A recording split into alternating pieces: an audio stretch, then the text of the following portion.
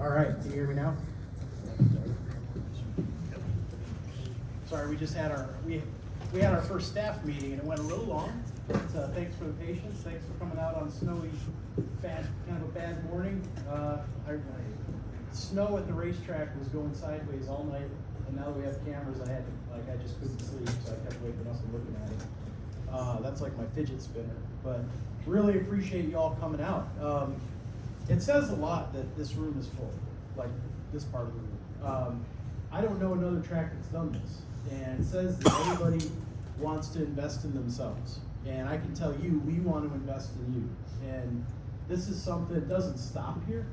The plan is to have check-ins, virtual, online, because this isn't something you just take a class and go be great at. You got to be willing to work at it, and I can tell you that I couldn't have raced without it. Like, I didn't, 20 years ago, 25 years ago, for the first 10 years of my racing career, if I didn't have sponsors, I couldn't have done it. There was no way to do it.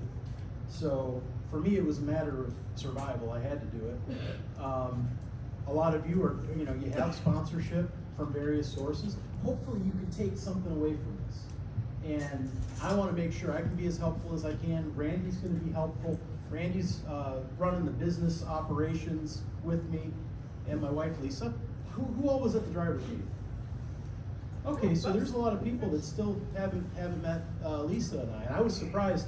The second driver's meeting, I think there might have only been 10 or 15 people that were racing 10 years ago when we were running the track.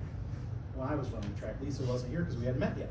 But really great to see a lot of faces in here that I know, some that I don't know. I'm going to go through my introduction in a second, but just wanted to say thank you before we got started. So we're going to have. Yeah, it's working. Is it? Okay. Yeah, I can feel it. Okay, sounds fine. Did you hear that?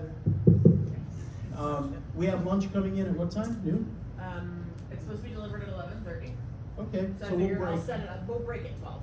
Yep, we're going to use the first 45 minutes more for introduction, why we're here, what we're doing, give you a little bit of background about myself and Lisa, so you know that we're even qualified, I guess, to have this this summit or clinic. And I think I mentioned in the post, there's 2 books that everybody's going to get. So we're going to email those out to you. I'll show them to you today. It's been a labor of love for about 20 years of working on sponsorship. Updating the book was interesting. I hadn't touched it in 15 years. And think of all that's changed in 15 years. We didn't have Facebook when I wrote that book. There was no social media. There was no smartphones. We had those little shitty phones, flip phones. We all remember candy bar phones that were plastic and about this big. So I enjoyed spending the last month kind of rewriting that book. And it challenged me in a lot of ways. What's interesting is when I got to the later phase of my racing career, I'm not done by the way, but no racer's ever done. But I started doing it out of my own pocket because I didn't have time to go chase sponsors. And that sucked. So for me, I'm even thinking, how do I start building my own marketing program around my racing when I dive back into it? This is the longest I've gone without racing. So jumping right in, these are some of the topics. Can everybody see? I don't want to block anybody, so I'm going to sit. So as long as you can hear me. But those are the topics we're going to cover today.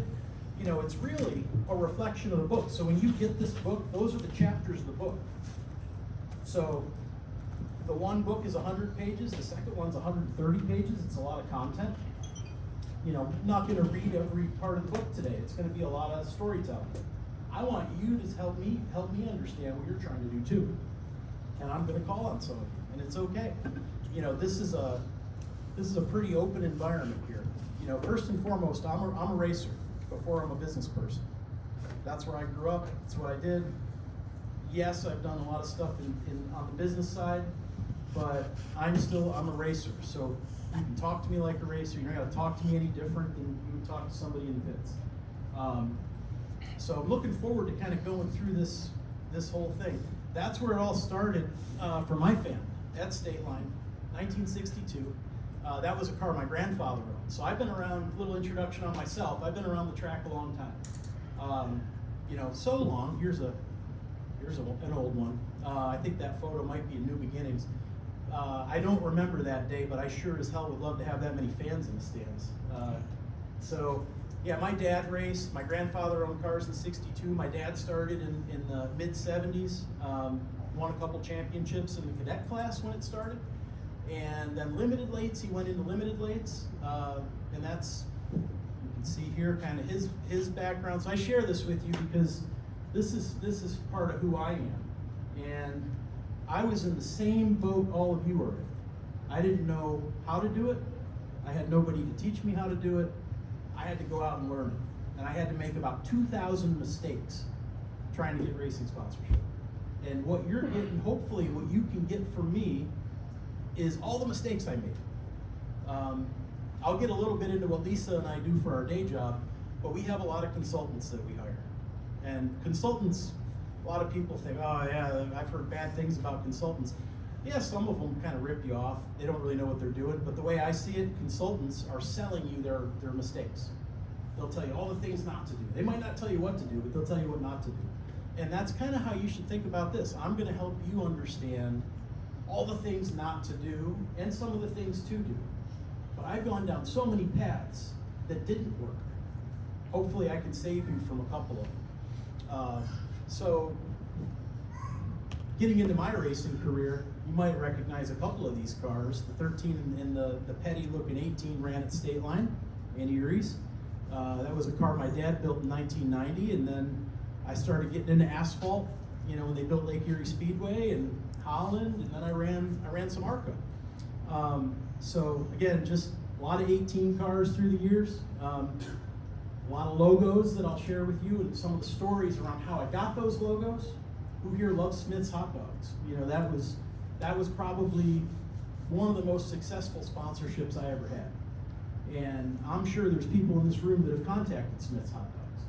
Now I'm happy to share with you, you know, what did I do to get them? Because I had so many people. How the hell did you get Smith's hot dogs? I wrote them a letter, or I called them.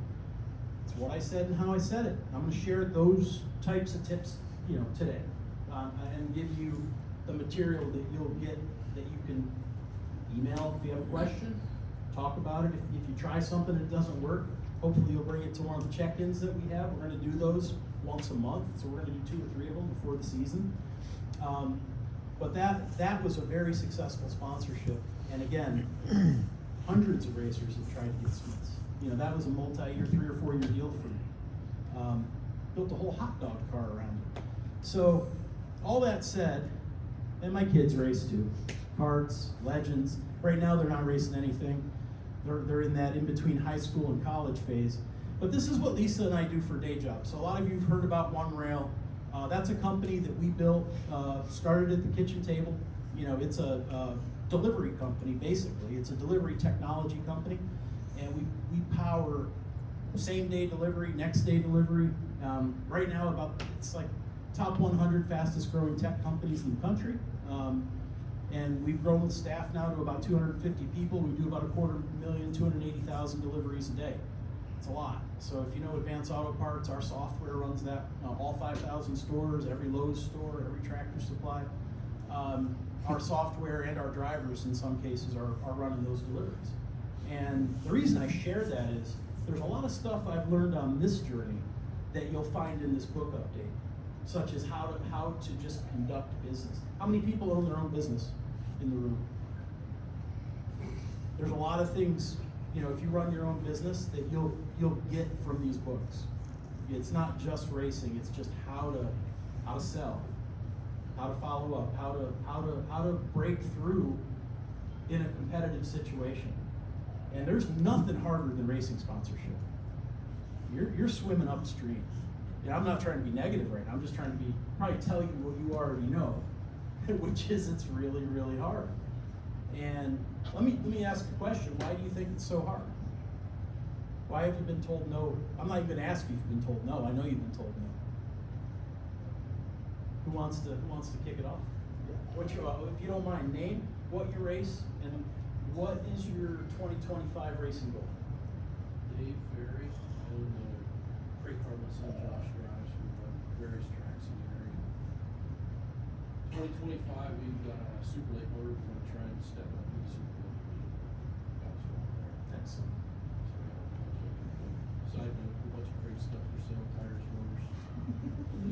Dave has great stuff for sale. This could turn into like a swap meet. My biggest challenge with sponsorship is, and I suspect that everybody's probably ran into this, when you go sit down and talk to somebody about sponsorship, the guy hits you right between the eyes with I'll give you $1,000 for your program, tell me how I'm gonna get it back, and how we're gonna prove that I got it. I'm gonna repeat that, because just in case somebody didn't hear, you go by David or Dave? Dave. What Dave Ferry said is exactly why we're here.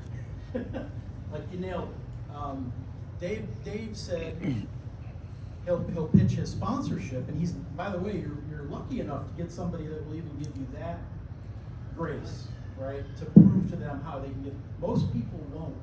You know, call the hospital and try to get them to sponsor something. Dealing with somebody in the communications or marketing department, and I'm just generalizing, I don't know the person at the hospital, but try to call the hospital, try to call Pepsi, try to call some of these companies. These people don't even know about racing, a lot of them, right? So the question, and they're the ones with the money. How many of you get sponsorship, have a sponsorship, at least $1 of sponsorship? I'm gonna get to your question. How many people have $1 of sponsorship right now, or more? How many people have never had a sponsored dollar? Don't feel bad if you haven't. That's why you're here. So the reason it's hard, there's what I call buddy sponsorships, and there's nothing wrong with that. My buddy owns a business, and he throws me $500, and I put his name on the bill. That is the most common kind of sponsorship. There's not a thing wrong with that.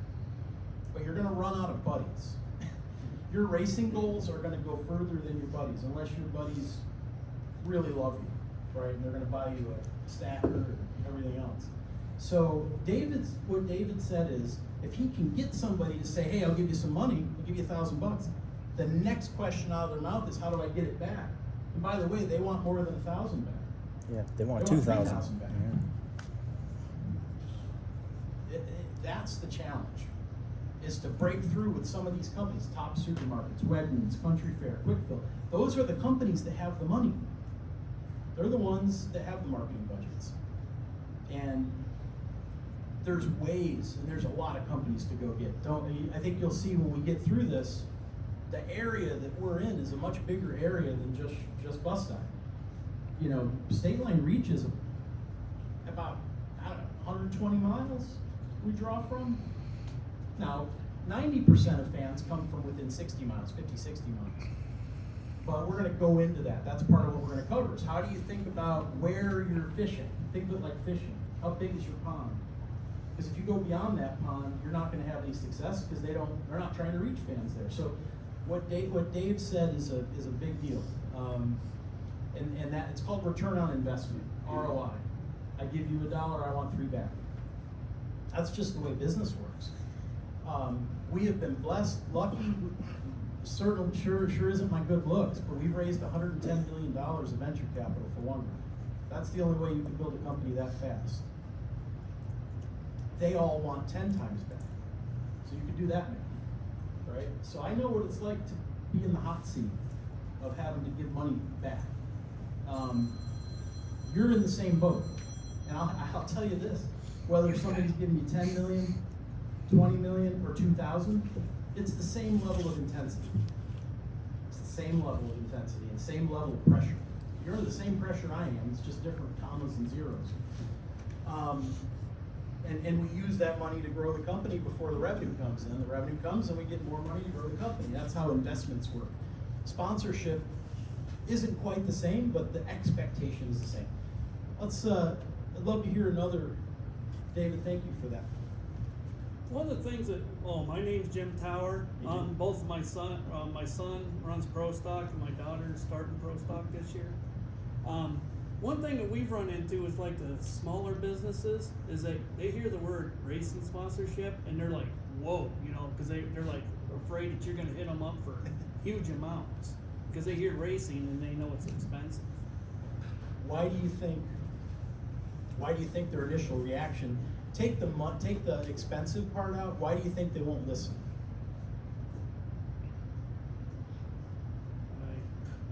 Go ahead. I think that because the fact is that they don't think they're going to get anything out of it. Well, right. It's because nobody's shown them how to do it. So part of the challenge here is you have to kind of show them, how can they get their money back, right? Here's the thing that I promise you. All the sponsorships I've ever had tied in a racing series like ARCA, or the Pro All-Star Series that I ran, or the racetrack. And I'll show you what that means. You gotta be bigger than your team. It takes tickets to give away for promotions. It takes coupon codes, just different things to be able to track and show how they can get their money back. And I'll show you the whole Smith's hot dog. I'll explain that, why that worked. But you've got to show them. Our meetings today started at 8 a.m. So we've been chugging along here all morning. We started with a sponsorship meeting for the state line team that's going to go sell sponsorship. And that's Corky Fry. You probably know Corky. He's an amazing guy. Randy Beckstrom, Jamie, Clark. That's the sponsor team. And we started the day talking about what's worked, what hasn't worked in selling sponsorship at state. And what was really clear, and Corky said this 2 or 3 times, we give them tickets, but they don't use them. We give them a night where they can come to the track and do giveaways and signups, but they don't use it. You're gonna have to hold their hand a little bit. Now the good news is I'm giving you a lot of information. You're gonna have to do the work. You're gonna have to read it.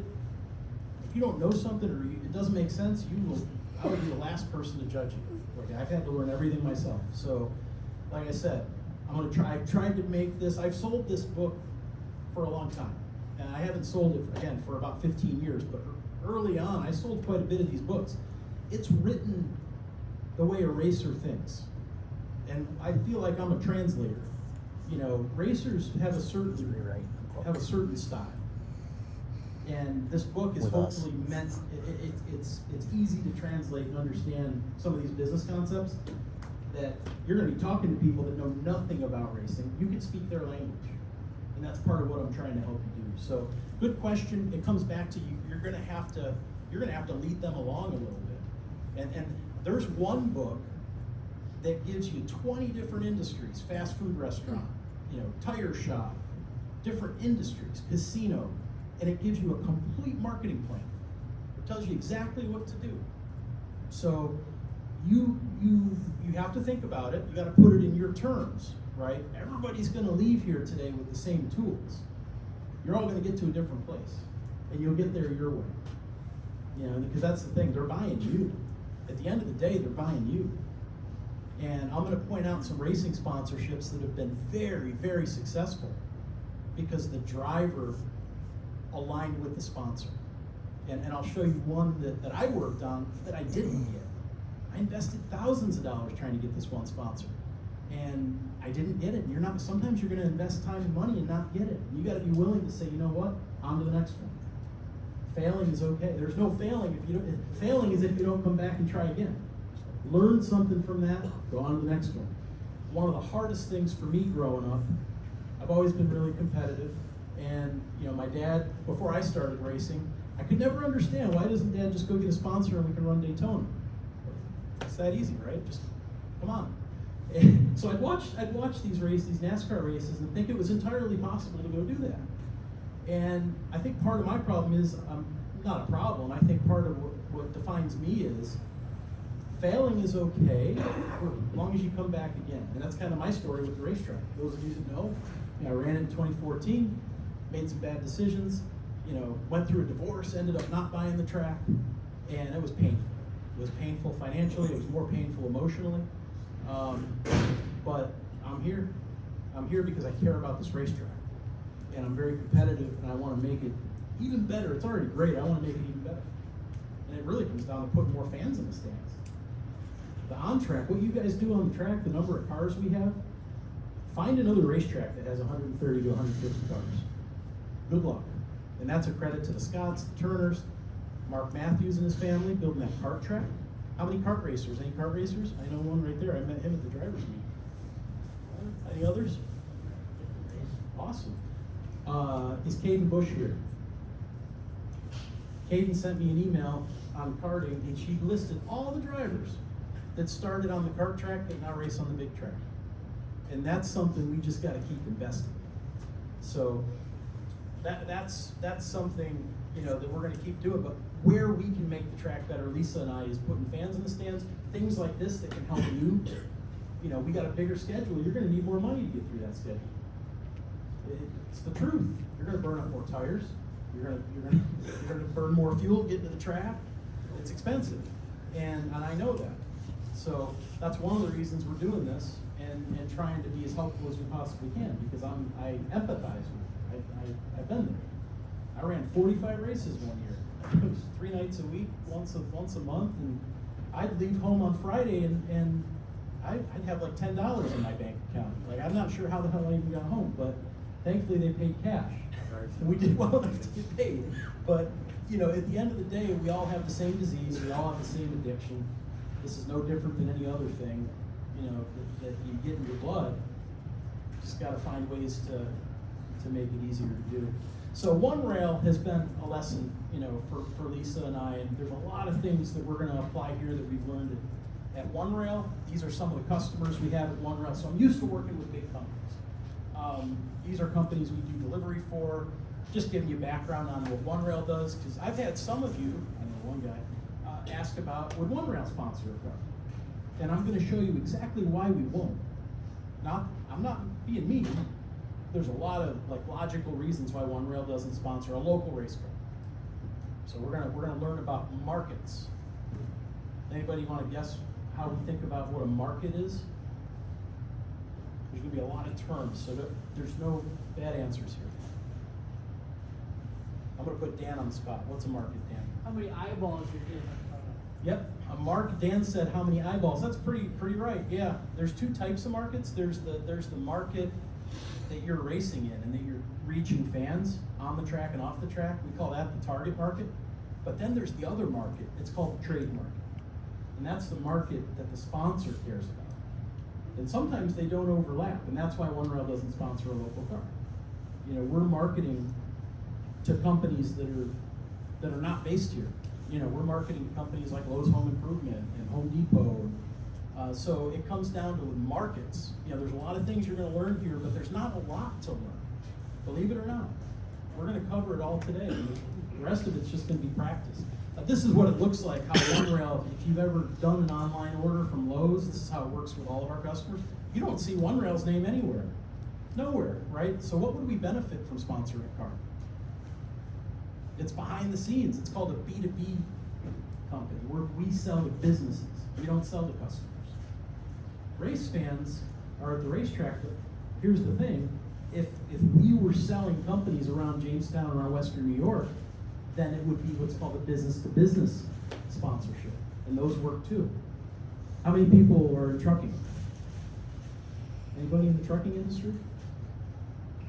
There was if y'all remember Dick Trickle, popular name. Dick Trickle raced in the Busch Series, back when it was called Busch Series. He drove the Schneider car. It was an orange car, you might remember it, said Schneider on the side. The whole entire purpose of that program was to recruit and retain truck drivers. It wasn't to sell more trucking. It wasn't anything to do with revenue. The return on investment was, what does it cost to hire and retain a trucker? And it's several $1,000s to hire and retain and train a trucker. And they were losing truckers faster than they could hire.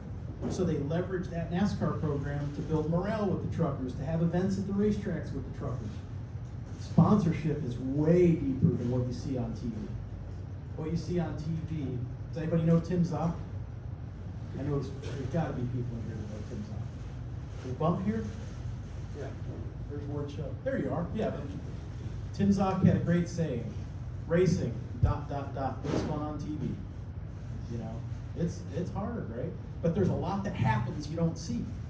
And it's those B2B deals, there's a lot of money in B2B market. But the markets have to line up. If I was an oil distributor in Jamestown and I served a 60-mile radius, that'd be the perfect B2B deal. To do something with dealerships, repair shops. That's a B2B sponsorship that would work in a local area. So just sharing that. Now racing is a whole different deal. I had a motorsports marketing company. That was the first company I started when I was in college. And the whole concept was based on problems I had as a local racer at State Line Ears. And again, I'm crazy. I would call like Tide, corporate headquarters, and try to get sponsorship to run at State Land Eries. And I'm not picking on you. I applaud you for reaching out to me to ask for sponsorship. I was doing the same thing, right?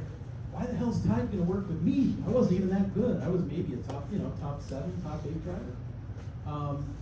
So they would never work with me. So I started a company that would take all the racetracks across the country and make it so that Tide could write one check. They didn't have to deal with all the local racetracks. They just wrote me a check, and then I wrote checks to all the racetracks. And we did it with 650 racetracks. And we did that with Valvoline. I don't know if y'all remember something called the Valvoline Cup. That was me. That was a national points championship for Valvoline. And the reason they did that program, they wanted to launch a new line of their Valvoline racing oil, which is still on the shelf today. And they wanted to find a way to talk to racers about it. Sponsorship can be used as a way just to talk to a customer.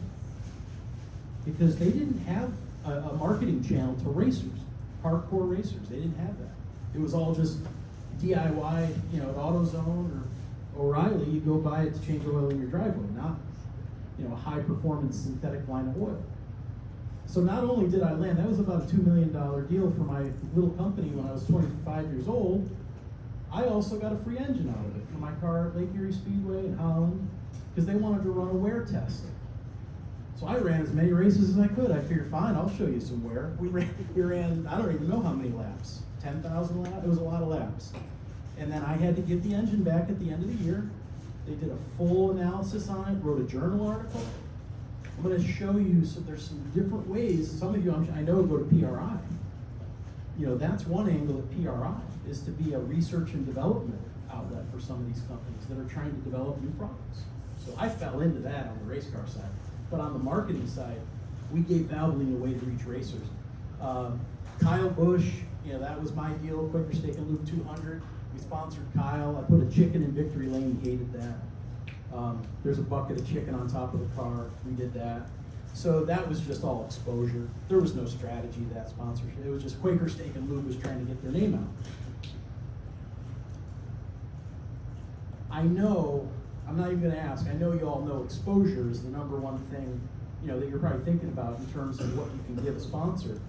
But before we get into some of the nuts and bolts, I'd love to just go around, what are some other benefits you can give a sponsor aside from exposure?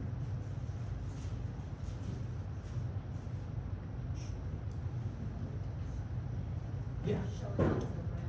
Showing off their brand, yep. And that's a type of exposure. Showing it off where though? And where else?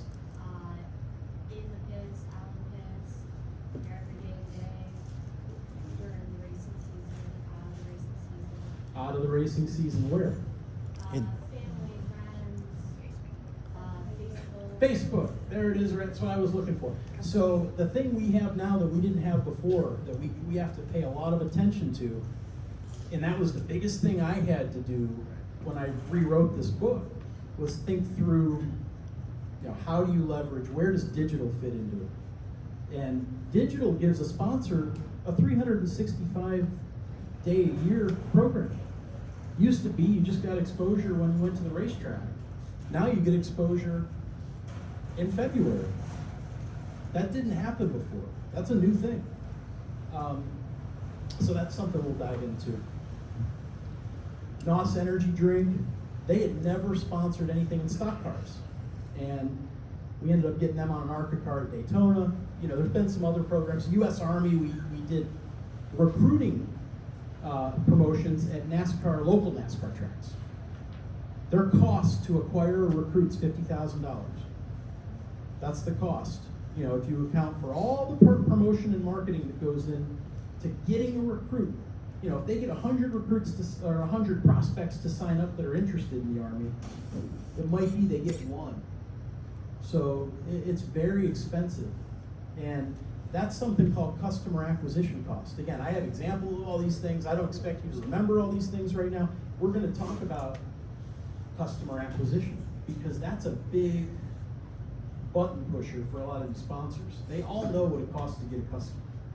So if you could walk up to them and say, hey, what if I could deliver 4 customers this year? What's that going to cost? And you start having a conversation. And then you land on, financial terms that make sense, that they feel comfortable taking a risk. They know that you understand that you're gonna try to use this car to help them get customers. And at the end of the day, it may work, it may not work, maybe it doesn't work great, but you do it again the next year because you share the data with them, they see you're trying. You don't have to expect to be perfect on these. The biggest thing is they just don't want you to disappear. And they want to be engaged, they want to know how you're doing, they want to see some results. So that's enough about me. Again, I burned up the phone hard, calling companies with no strategy, no preparation. I'd see a car on TV and just think I could go after that sponsor. That's normal. Maybe you can relate to some of that. So for me, it was a matter of, I got tired of being told no. I got tired of being told no, and I decided I was going to finally do something about it. So what I'd like to do now is go around the room and I want to hear, what do you want to get out of today? This is a conversation. There's going to be a lot of questions that I ask to help kind of drive some of these points home, but I'd love to just go around the room. If you don't mind sharing, like, what are some things you want to get out of today? What you want to leave here with?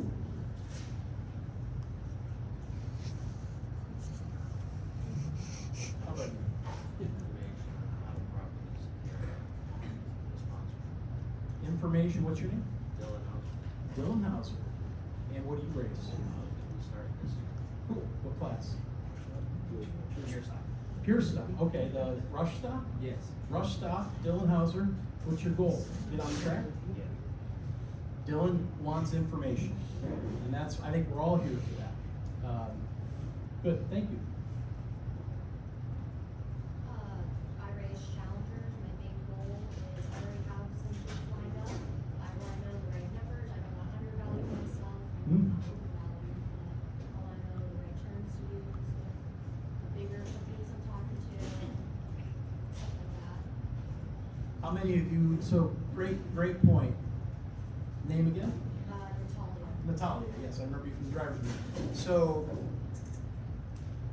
how many of you are totally lost, which is totally normal on pricing? How much do you charge for a sponsorship? That's hard, right? Where do you go to read about that? It's hard. I think the answer to that, though, is in how much value can you provide. If you could go to the Army, and I'm just using this as an example, if you could go to the Army and say, I think I can deliver 3 recruits, and you're asking for $10,000 and it costs $50,000 to get a recruit, the math there is it would cost $150,000 if they're just doing regular marketing. But why is racing better? That's part of what you have to prove to them. But to get 10 or 20,000 is a fair ask. You're probably undervaluing it a little bit. But you have to prove yourself too. If you haven't done this before, right, you're gonna have to give away a little bit. But the goal is to prove you can do it, and then charge more the next year. And that's how I've built some of these programs over time.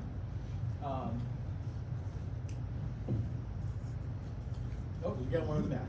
This is gonna go back to the previous conversation. One thing we hear a lot of is, if I sponsor you, I'm gonna have 4 or 5 other people come and ask me for sponsorship. We get that a lot. And I guess the other thing is, I just want to see different angles of it. It's like, one angle we use a lot is work with grassroots communities, and we travel a lot. A lot of our hometown sponsors like the fact that, hey, we're seeing you guys racing here, you're learning commercial or something like that. You're more into, you're not gonna get anything out of it, but we have to sell you are, because if we were on Learner Day, the outlaw, so people could say, hey, we can see it on TV, we could see that. Let me repeat that back. So what, name again? Jay, Jay? It's highly competitive, right? There's probably 50 racers calling on the same sponsor at any one time. How do you break through in such a way that they feel so good about working with you that they can tell the other 4 people no, or 30 people, or however many other people? Because they might be customers of theirs. I've had that happen too. Well, if I sponsor you, that means I can't sponsor Bob, and Bob's my customer, but you gave me a better, you have to give them a compelling reason. And I think the reason you just shared was you traveled. You're getting more exposure. You know, one of the biggest things that racers don't quantify is what I call the rolling billboard. Think about your trailer, and let's say it has logos on it of your sponsors. How many miles do you travel? Now, if you go to State Line and your 50-mile drive, and you do that 20 times, that's 1,000 miles. What's a billboard cost on I-90 or I-86? That's part of what you got to do. You got to compare yourself to other types of marketing. So that's where I would say for you, if you're for teams that travel a little bit more, that rolling billboard is something that resonates with some of these sponsors. Because again, you have to assume they're not race fans. So they're not just going to like you because you're a racer. Probably the opposite, because they don't know anything about it. The second thing is, they're used to buying what I call traditional media. Billboards, radio, TV, social media. That's why social is so important. If I can emphasize one thing, building your social following is one of the most quantifiable ways to go to a sponsor. And it just takes effort. It's not hard. We all have a phone, pretty much. So how do you create that? You know, that's really, and so I'm going to point out, Dan, raise your hand. If you don't mind, stand up. Oh, no. So Dan's going to talk a little bit at the end about social and PR. Dan, who doesn't know Dan? It's probably easier to say who doesn't know Dan. Dan, there's people that don't know you. So Dan Nelligan, you've heard of Wo Nelly probably? He is Wo Nelly. And official track photographer, social media expert, becoming one, and has done a lot to promote racing in this region, promoted modified races, and is promoting one at State Line this year. But Dan is launching a service to help racers with social media. Because he understands not everybody knows how to do that, and it's okay to not. Think about this. If you're an NFL player, to be an NFL player, you don't have to know how to be a dentist. You have to know how to be an NFL player. If you're a racer, you might be the best racer ever. You can set up a car like nobody else. You can drive it better than anybody else. But you're expected to be a marketing professional. That's not fair. That's not right. That's why you see so many wealthy kids. You know, mom and dad write a check and they get to go to NASCAR, which sucks. But that's just the way it is. So you have to do something about that. And the only way to do something about it, maybe you can't write a $2 million check or a $20 million check, but if you can help elevate yourself, there are still people that reward people for being good drivers. There's still owners that do that. They're not gone. They're still out there. Don't lose hope on that. But Dan is here to help. He's going to talk about his services. So it'll be a Dan commercial. But Dan is somebody who's been to a lot of tracks. He's immersing himself in it. And I think this is a good time to work with him because he's looking for people to work with. So you'll get your commercial later, but this is not a paid advertisement. So I'm looking at, hey Lisa. Okay, so we'll stop here because the next thing we're going to do is start diving into the book and the content. But before we start, I'd like to hear, so this is like between you and the food. So I need 3 people. Please tell me what you want to get out of here. Love to, yeah. My name's Stu Rickard. My boy Cody drives our modified. I just want the next generation of racing in this area. I'm 4 years old. A lot of second generation guys in here, ladies. Just want them to just learn that there's other avenues of doing it. Work hard, build their own cars, work for other stuff, manage our stuff. There's other avenues working hard, paying for it. Nice looking cars. And we're here to work together. We're here to put a show on at the end of the day is what it comes down to. For people to stand, get that their relationship. Love it. A lot of people know Stuart. Just wants to show his son that there's other ways to be successful in racing than just working harder at the day job, which is a good idea. I can tell you, I would have made a lot more mortgage payments if I had more sponsorship. And the thing is about racers, if you get the sponsorship, then you want more, right? One of the challenges is your glass is never full because you always want more. You want to race more races, you want to race a different series, you want to upgrade your equipment. Yeah, that's part of the problem. And I don't have an answer to that. But if we could just fill the cup up a little bit more, that would be good. Take one more, because I know there's a lot of hungry people here. Oh, so that guy back there, I can tell you, because I know him, he's one of the experts in this room. He could probably be teaching this. That's Ward Shell. The biggest thing, you know, is you get out of, say, any new direction you may not follow. I mean, I've been doing this for almost 40 years. You get kind of stagnant. You get to a point where you have your set way. It'd be nice to learn maybe there's a different way to get through the doors. You know, so that's a big thing. But another thing today is people realize, I mean, the room's full with momentum. I mean, we're all sitting here racing, coming, our cars are tore down, we're all thinking all the money we gotta spend, what we gotta do. Come into a room like this, you get to talk to people, you get to learn some new stuff. It's the momentum. Cause you know as well as I do, when you get out and do cold calling about third down, you're going to get a burger and a beer, you're done for the day. You're spent, you know, that's a tough gig. So if you can learn any new way to not have to do the cold call so much that way, I mean, that helps. But just momentum, guys, just get out on the social media, like, you know, those are the people, all that. I've gotten sponsored just because of what I do. They don't care if they're at even on the talk. They just like what I do in the marketing side of it. And I'll say this, I used to be called a mall show racer.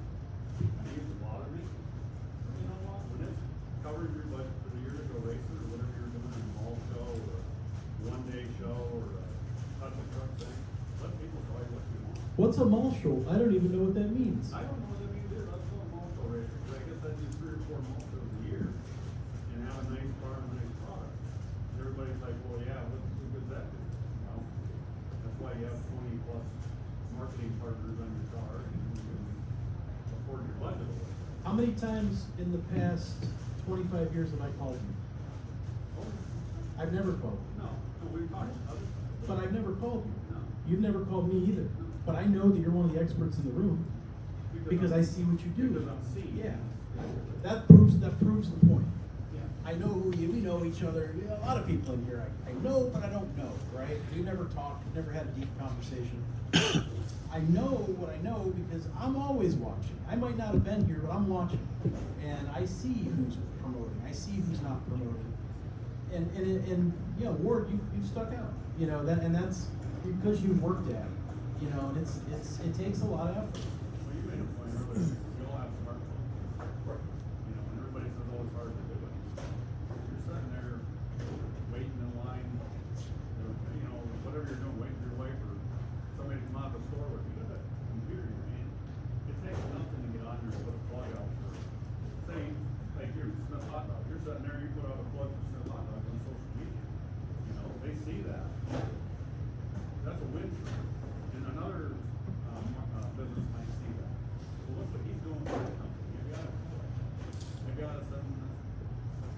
100%. And just to repeat what Ward's reason for being here, that says a lot, right? He's been doing this a while. He's pretty good at it. He's still here because he knows he doesn't know everything. I don't know everything. Hell, I know probably 10% of what I wish I knew. So we learn from each other. There's going to be things, you know, that Ward's doing that I've never seen before. And then hopefully I can share some things that you haven't seen before, that Ward hasn't seen before. So learning from each other is very, very, very true. You know, there's a lot to learn from each other, and it never gets old. You know, just to Ward said, by the third no, you get discouraged, and that's true. My goal is to make it so you take less shots on goal, not more shots on goal. Have a more targeted message. Qualify who you're calling. Spend some time to understand their business. I can tell you, and that's what the whole perfect segue. Thank you, Ward. We didn't rehearse this, but the next section we're going to talk about is the research, and we're going to quote Abraham Lincoln on this one. Give me 6 hours to chop down a tree, and I'll spend 4 hours sharpening my axe. That's what this game's about. This is not about who can make the most phone calls. It's about who can say the right things to the right people at the right time in the right place. And I think we have a way to do that that's worked really well. You know, it's a process. So you're gonna get that process. One more question. We did have one more hand back right over there. Jamie, who was it? Anybody back there? I thought I saw a hand. One more hand. Natalia. Just real quick too, like about online presence, there's more platforms, like obviously Facebook is a huge platform, but for example, I have one of the TikToks, one video of my dog and I got 23 likes. So, as long, and like you gotta work on it, obviously, you don't become famous overnight, but you can't get views. Views get sponsors. Yep. You're able to actually say like, this video is sponsored by, like right away. So Natalia brings up a great point. There's more than Facebook. My son Christopher is 20. He's obsessed with figuring out how to sell stuff on TikTok Shop. Like night and day. That he's creating content. He's got like Donald Trump exploding out of a rocket and all kinds of stuff, trying to get people's attention. It is a brand new way to sell things. It's called social commerce. That's different than social media. Social media is I see something. I see Smith's hot dogs. Social commerce, I bought the hot dog. And guess what? I can track that. And TikTok is a great, as long as it's not banned by the US government, it's a great tool. I don't think it's gonna go away. Donald Trump does have a soft spot for TikTok. I think it's gonna need some governance, but the point is, you're 1,000%. One more, and then we'll go to lunch. I think a lot of people in this room, including myself, have got ideas or thoughts, but they don't know how to put it into walk in somewhere and say, you know, talk to somebody or, you know, write a resume or, you know, get on Facebook. They just can't do it. You know, hopefully everybody gets benefits from this program today. Or learns how to do that. Helps at least. John, right? Yeah. So, great point. You know, how do you put it all together? You know, you might know bits and pieces. How do you actually make it work? And that's something I can't emphasize enough. You have to invest in it. You have to be willing to fail a little bit. It's not going to be perfect right away. You might figure out how to make the best phone call, but your proposal needs work. Or you might get the proposal to them in the phone call, but you haven't quite figured out how to do pricing yet. You know, so there's a lot to learn. Dave Alexander made a big move when he added the Rush stock cars. And his attitude was, I'm gonna do it if there's 3 cars for 3, I don't care, I'm gonna give it 3 years, I'm gonna invest in it. And this is the same thing. You've gotta invest in this, you gotta be willing to fail. You gotta be willing to say, hey, I got better at this, but I'm still not really good at all these other things, but I'm gonna work on this now. And that's how you get there. And I just don't want you to be discouraged. That's the biggest thing. Another thing, I think a lot of people, you know, when you talk to certain businesses and they, oh yeah, I sponsored in '93 and the guy never did anything for me. Sponsored in '99, they didn't do anything for me. But it's 2025. We're not advertising in the, you know, paper anymore. We're not, you know, driving to the track. I mean, there's a lot more. You got to explain that to them. Like, listen, you got 50,000 followers on your social media accounts, and you got this and that. It's way different. They don't. Some people don't want to hear that, or they don't know. You know? How many people have ever tried to get a sponsor and they said, I did that, but nothing happened? Yeah, that's the biggest response I've gotten yet. Selling yourself and you're being positive is the best effort. Absolutely. 3-year deal for pretty good money. On that same comment, my sponsor, the guy, and I said, well, that's not me. I have no professional way of it. He come back to me. We worked out a really good deal. But you just got to believe in yourself, believe in your product, what you're trying to sell. You're trying to sell yourself, marketing, or your advertising, your exposure, or something. You just got to believe in it. If they see the positive in you, you go in there kind of sheepish, not sure, you know, you're not sure you can explain your proposal or whatever.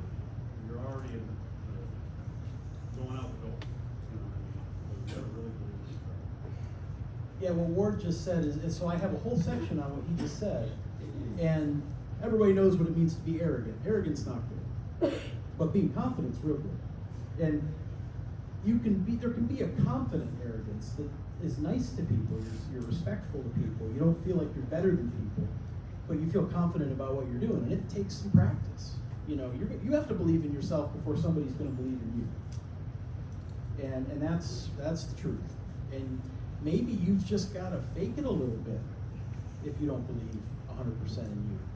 I hate to say it that way, but sometimes you got to do that in life.